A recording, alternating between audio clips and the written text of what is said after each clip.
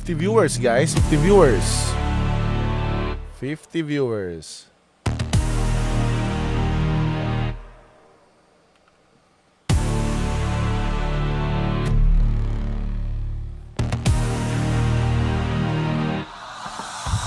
Pansin ko lang pre, balagi kang nakalawit. Dila mo parang laging may hinahabol na kilig. Wala namang ice cream pero andyan ka sa gilid. Pahaba ng pahaba, kala mo may sinisilip. Kahit saan, kahit kailan, may nakadungaw. Parang radar mo pre, lagi kang nakabantay. Kumikinang pa, parang handa sa laban. Hulaan ko, may iniisip ka na naman. Dila mo pre, ang likod parang may sariling buhay. Kakakurap ko lang, nandyan ka na naman sa likod ko. Abay, pahaba paikot, parang may sariling plano. Pero kita ko na pre, kita ko na ang balak mo.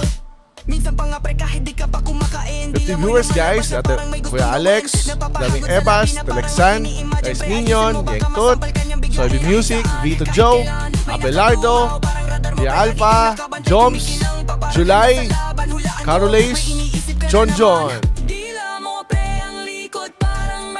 Senior Pepe. Kanina topic si Andy, tapos ngayon soundtrack ni Dance. Alright, naputol na ba? Dapat putulin.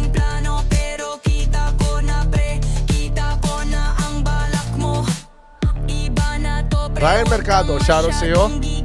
Kasi baka mamaya matadyakan ka sa gilid. Dila mo pre, mukhang may sariling isip. Mag-ingat ka lang, baka malagot ka. Ganda nung synth, no? O pre, relax lang, wag masyadong Let's go, let's go. Di lahat ng bagay pwede mong dilaan bigla. Let's go, let's go. Ang istorya ni Joey Uy.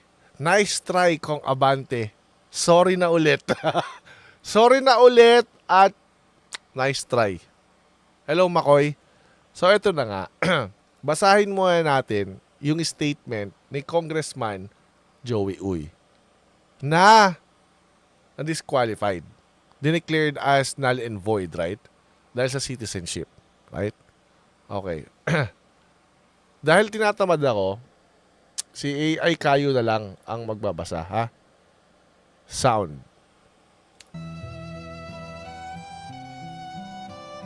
AI Kayo.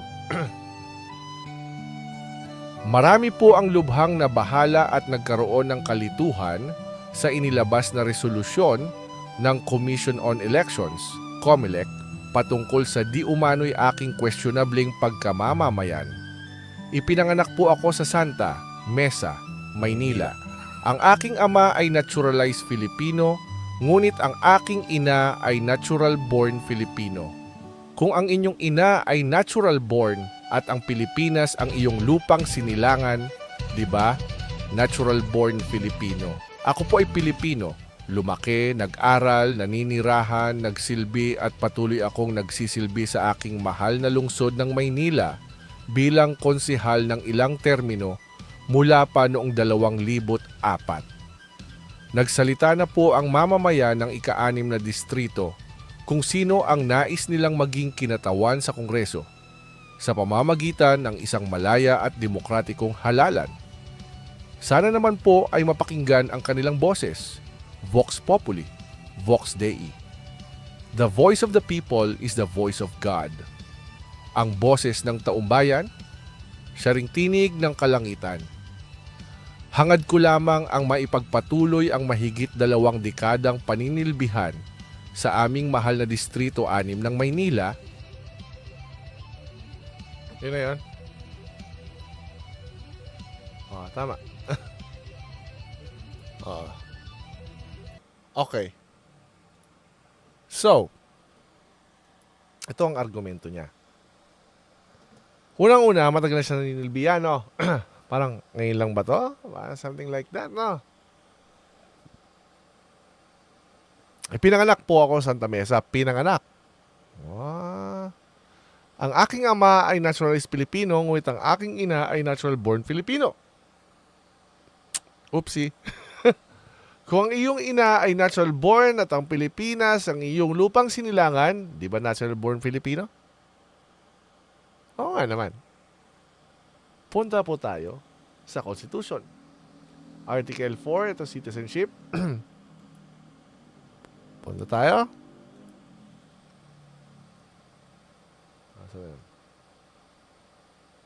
Citizenship. The following are citizens of the Philippines. Those who are citizens of the Philippines at the same time of adoption of this Constitution. Those whose fathers or mothers are citizens of the Philippines. Those born before January 17, 1973 of Filipino mothers. Tingnan natin. Kailan ba pinanganak si Joel Chua? Baka dito lang magkabutas. Joel Chua Uy.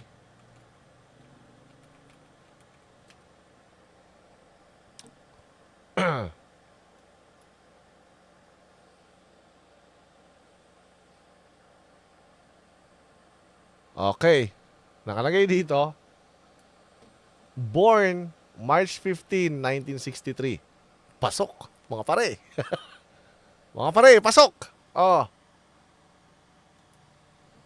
Those born before January 17, 1973 of Filipino mothers who elect Philippine citizenship upon reaching the age of majority, and those who are naturalized in accordance with law. Pasok. Pasok sa banga.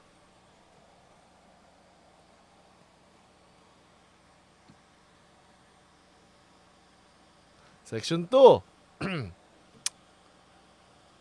Natural-born citizens are those who are citizens of the Philippines from birth without having to perform any act to acquire or perfect their Philippine citizenship. Those who elect Philippine citizenship in accordance with paragraph 3, section 1, hereof shall be deemed natural-born citizens. Ito pa.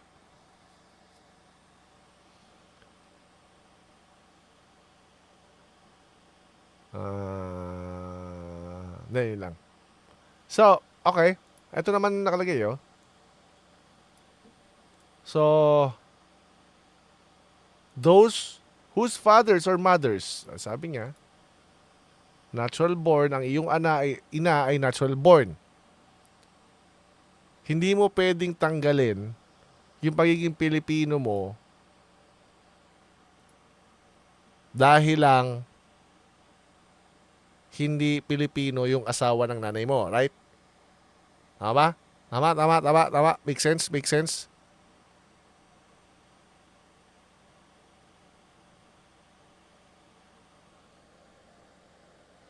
Tsaka he was, by birth, di ba?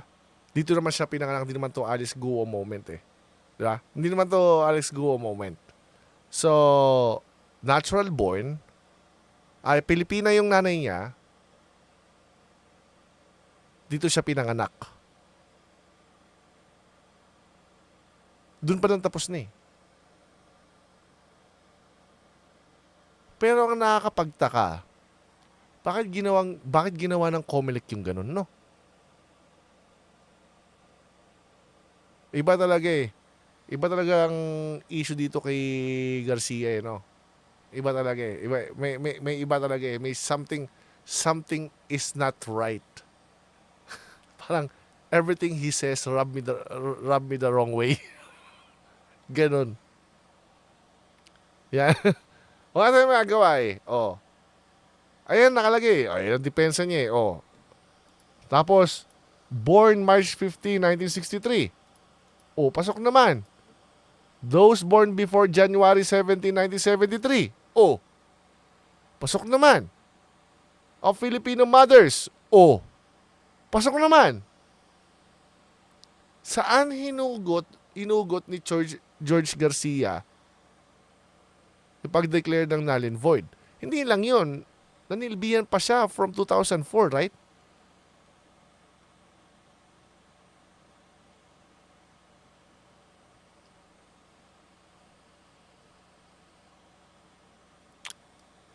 Yung kay Erwin Tulfo naman, iba naman yun. Yung allegiance yun di ba? Nangangamoy isda si Garcia. No! Saan niya hinugot yun?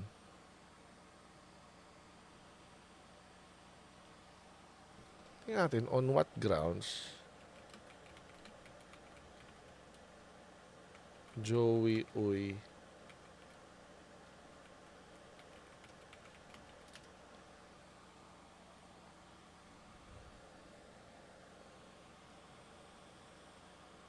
Sindikato hanin ni BBM. Uy, James, kayo ulitin ako. Humor si Garcia's 300 million. Si Raulo.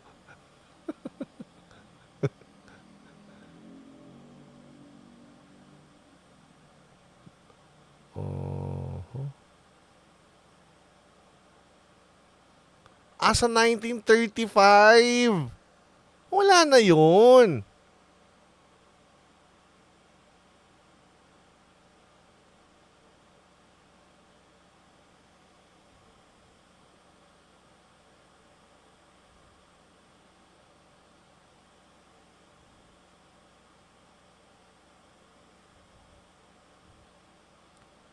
Oh, ito. Pabasa natin kay ano ulit. Kay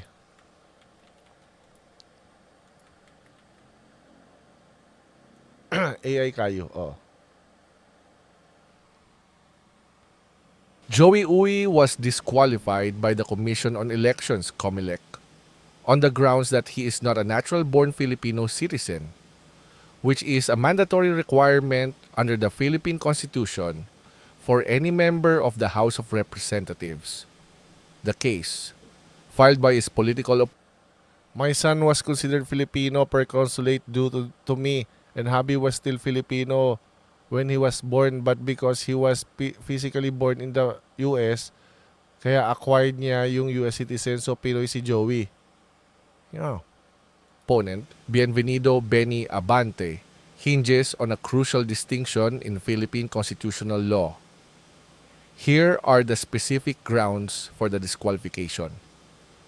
Applicable law was the 1935 Constitution. Joey Uy was born on March 15, 1962. The Constitution in effect at the time of his birth was the 1935 Constitution, not the 1987 Constitution he cited in his statement. The rules on citizenship were different then. Citizenship of parents at his birth. His father, Uy Ho, was a Chinese citizen at the time of Joey Uy's birth. He only became a naturalized Filipino citizen in 1967 when Joey Uy was 5 years old. His mother, although a Filipino citizen, was deemed under the 1935 Constitution to have followed the citizenship of her foreign husband upon marriage. Therefore, at the time of Joey Uy's birth, both of his parents were legally considered non-Filipino citizens. Citizenship derived from father's naturalization. The COMELEC found that Joey Uy's own Philippine citizenship was not acquired at birth.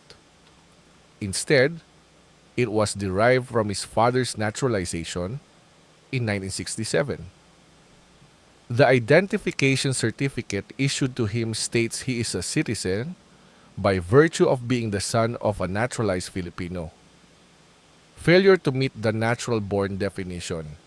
The Constitution defines a natural-born citizen as someone who is a citizen from birth without having to perform any act to acquire or perfect their citizenship.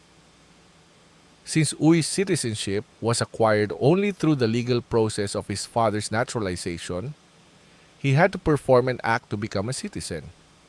This makes him, at most, a naturalized citizen, not a natural-born one. Material misrepresentation. Because he declared in his Certificate of Candidacy, COC, that he was a natural-born citizen, the COMELEC ruled that he committed material misrepresentation, which is a violation of the Omnibus Election Code. Wait.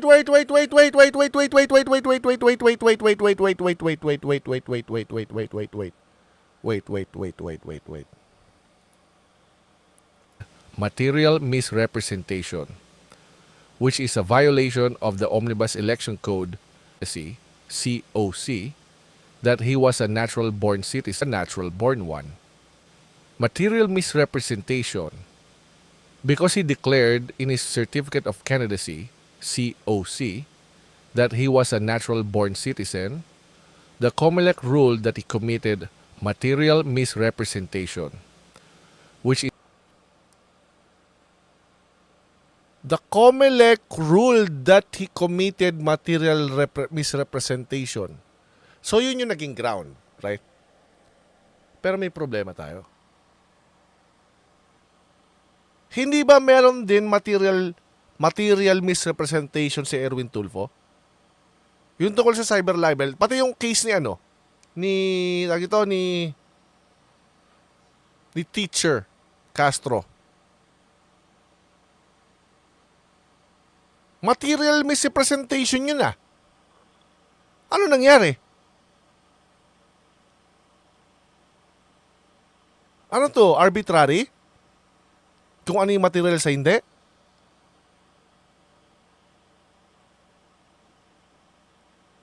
Patay tayo dyan.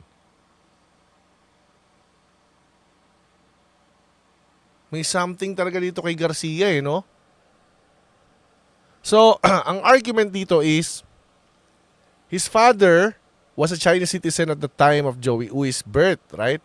He only became a naturalized Filipino citizen in 1967, when Joey Uy was 5 years old. His mother, although a Filipino citizen, was deemed under the 1935 Constitution to have followed the citizenship of her foreign husband upon marriage.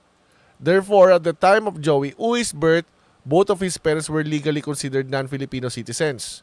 Okay. Citizenship was derived from father's naturalization. The COMELEC found that Joey Ui's own Philippine citizenship was not acquired at birth. Instead, it was derived from his father's naturalization in 1967. The identification certificate issued to him states that he is a citizen by virtue of being the son of naturalized Filipino.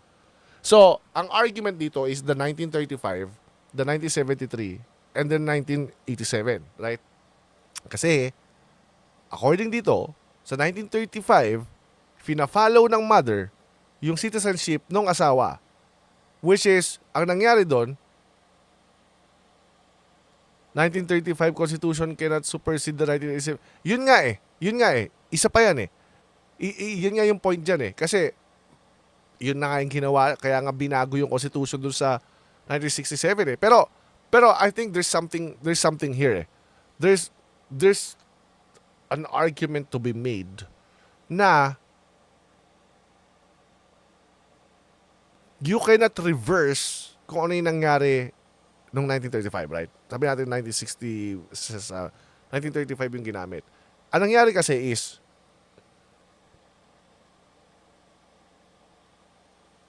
ginamit yung citizenship ng tatay niya para maging Pilipino siya. Parang in-elect, right? So ngayon, you cannot remove that. Hindi automatic yung application noon, I think.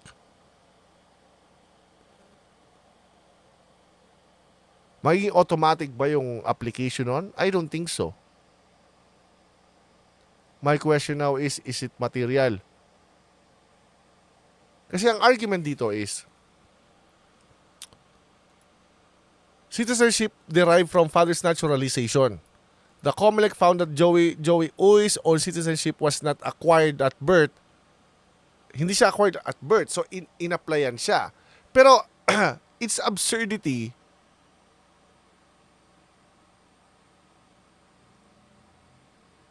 na mag-applyan ngayon. Bakit? No? Boss kayo, a bit of research, under 1935 women who married Chinese citizens automatically lose their Filipino citizenship. According to your research, I just said that a lot. Just ngayon lang. Habang nag-research ka siguro, tol. Dude, come on. Yun na yung sinabi ko, di ba? Sabi ko nga, di nag-asawa ngayon siya. Asawa yung nanay. It followed the citizenship of his husband. Tapos ngayon, in-apply ngayon, naturalize yung si Joey. Dude, come on. Try to catch up. So, ang point dito is at that time, ang question dito, na invalidate ba itong nangyaring to, ng 1973 or 1987 Constitution. Pero it is absurd to actually say, actually, nagwo-work pa rin yung 1935 sa kanya kasi ganun siya in-apply. Right?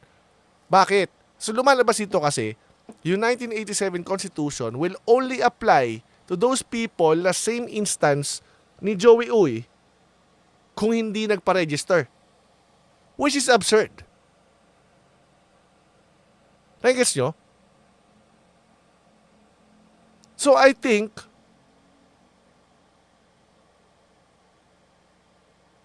lamang si Joey dito. Lamang sa argument dito. Kasi napaka-absurd naman na yung 1987 Constitution is i-honor niya yung 1935 na Constitution kasi doon nangyari yon.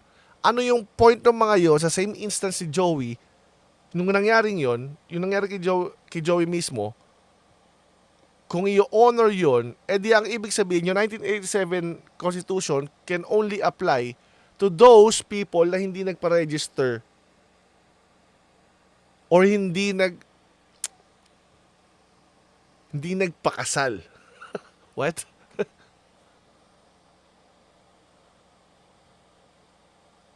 ...1935 Constitution was cured by 1973, then 1973 by the... Kaya nga,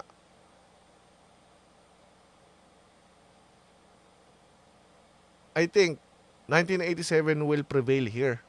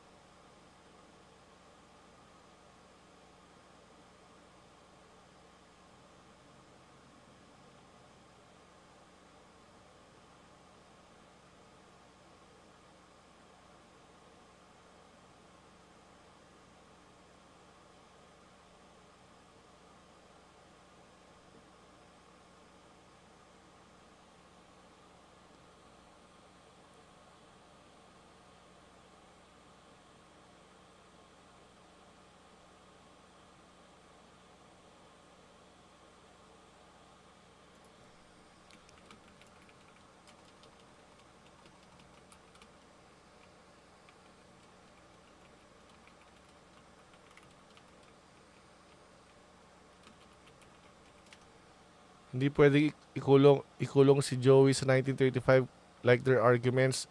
Ano yun, dun ka lang nabibilang sa lumang batas? Hindi kasi ang magiging problema nga dito yung pagkaka-apply kung paano siya naging Pilipino noon eh. Kasi based dito kasi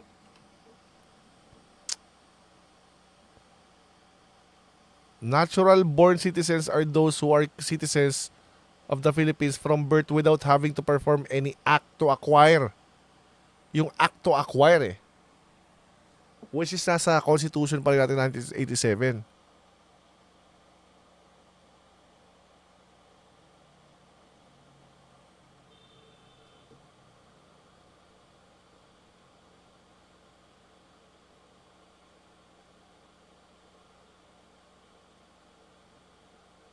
Well, common sense will dictate that the 1997, kasi ganito no, ang mahirap kasi ditong tingnan.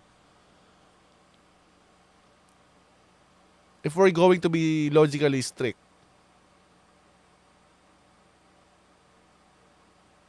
talo si Joey.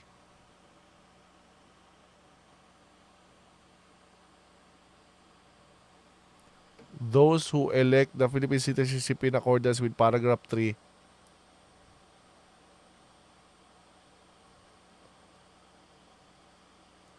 O nga, pero ang issue nga kasi, yung question kasi is he natural born? So kung anong batas ang umiiral nung pinanganak siya, then yun ang application. Yan nga eh. If we're going to be logically strict with it.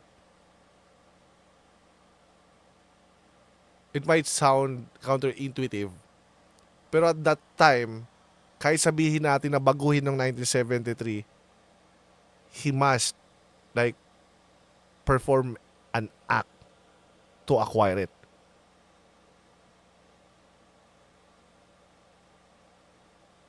Hindi yung mabubura yung past na yun, yung history na yun. Kaya nga ang tanong na lang ay, is it material? Kasi kung titingnan mo siya as holistically, well, kung titingnan mo siya dito ngayon, well, natural born siya eh. Natural born siya dahil Pilipino naman yung yung nanay niya, right? So, common sense will dictate na, of course, he's a Filipino right now. Right? Pero at that time, hindi siya Pilipino. Pero, parang nagbukas silang can of worms dito. Kasi,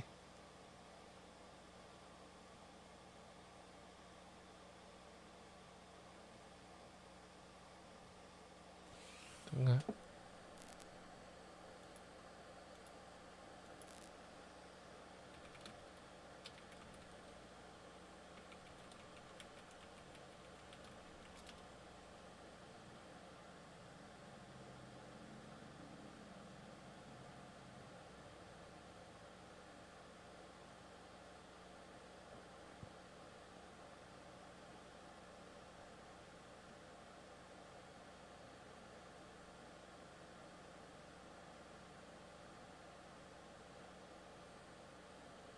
Kasi ang problema dito yung pagiging retroactive, no?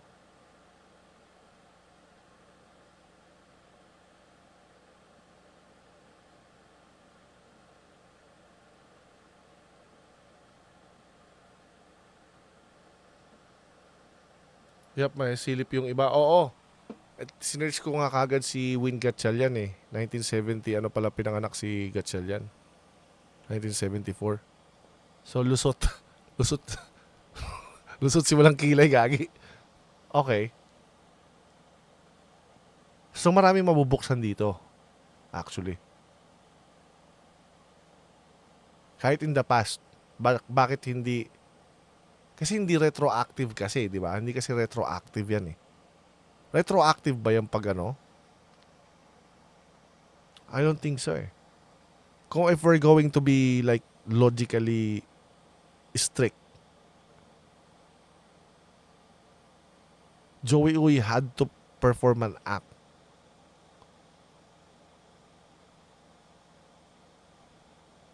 Either yes or none yan. Basta bawal ang second place ka lang. Oo, pero hindi pa rin pasok. Kahit pa sabihin natin ma-disqualify to si si Joey Uy. Hindi pa rin non-sequitur nga kasi tama naman yun, non-sequitur kasi yung second runner. Second runner up. Hindi yun ganoon. Paano kung second runner up is lang? Tawag ito, halimbawa, let's say landslide. 'Di ba? Landslide. Tapos, sabi natin may 1,000 lang bumoto doon sa second runner. So, yun yung gaguhan yun. Non-sequitur kasi yun. Ano nga naman yung basis? Ano nga naman yung basis para maging second runner? Yun yung manalo. Hindi, declare as vacant. Diba? Hindi siya retroactive kasi origin yung tanong eh. Kaya nga eh. Hindi nga siya maging retroactive eh. May kasalanan kaya si Abante Sercayo? Majority mo yung 1K. Di ba? Di ba? Paano kung walang kalaban? Exactly. Ang ganda ng tanong mo, Kwagong Sutil. Kung walang kalaban, tapos na-disqualify. Di vacant. Tama? It also follows dyan. Vacant din.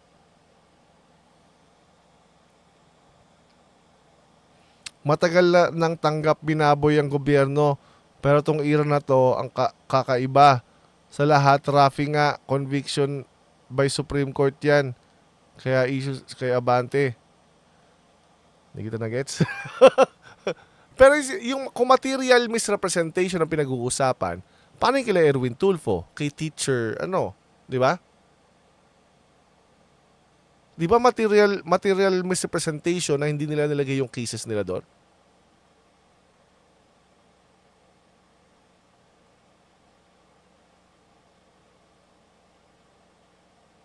Actually, si Abante yung nagsampa niyan. Si Abante pa yung nagsampa! Pero according kay Joey, napakinggan ko yung live stream nila sa, one time eh. Na, nung nandun pa lang daw sila sa Congress, si Joey ba nagsabi nun? Parang oo. Sinabi, bago pa mag-eleksyon, sinabi na raw ni Abante na madi-disqualify si Joey Uy.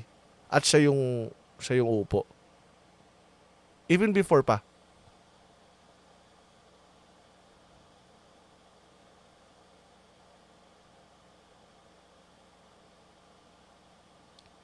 Abante is the first because it is as if Uy is not part of the race. Kahit pa. Hindi matanggap pala ni Abante. Non-sequitur yan.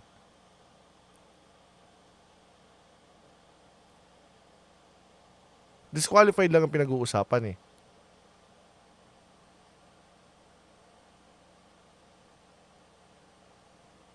Pero kung if you're going to be strictly logical here, iba kasing framework yun Joey Oy had to perform an act to acquire it. Kahit pumunta ka pa ng 1973, he had to do that. So, lahat andun yung absurdity na it only applies doon sa mga hindi nag-register. Doon sa mga hindi nagpakasal, doon lang magano to kasi he did not make the first move sa domino eh. 'Di ba?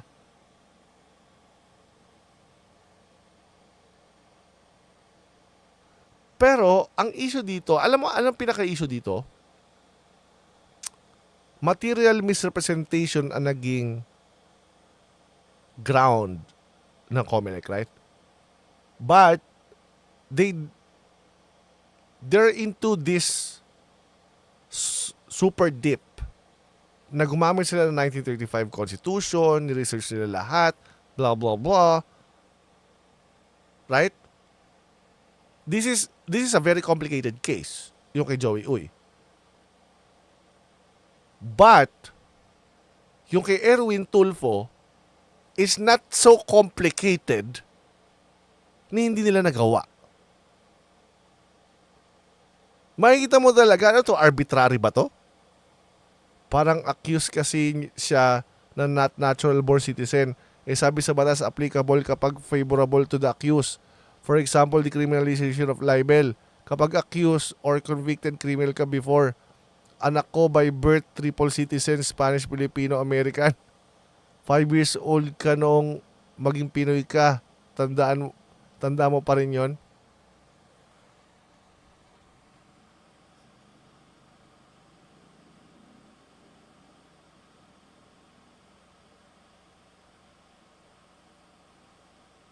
Ang maglalaban dito yung 5 years old tsaka yung yung pagkapanganak sa'yo.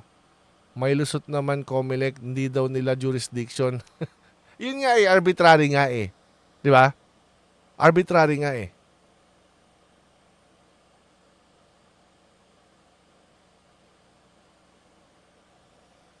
Anyway, good luck sa'yo, Joey Oy, pero sana. Kasi common sense dictates natural born siya eh. Kung i-apply natin yung ngayon eh. Kaso if we're going to be strictly logical, ibang framework yun nandoon, iba yung framework, well, may point din naman dyan sa favorable sa accused. So, sa crime siguro yun. Sa crime siguro yun. Tingin ko dadalhin na sa SC o feeling ko dadalhin na sa SC. Pero, at this point, logically speaking, lamang yung idea na hindi nga siya natural born dahil sa mga arguments na narinig natin kanina. They don't mix, kumbaga. Pero absurd lang kasi, na-absurdan lang ako na parang, so ibig sabihin yung kinure ng 1973 is doon lang sa mga hindi nagpakasal o hindi in-apply yung citizenship ng mga anak, ganon. So, yung mga gumawa ng legal noong 1935 is pinarusahan ng 1973? That doesn't make any sense.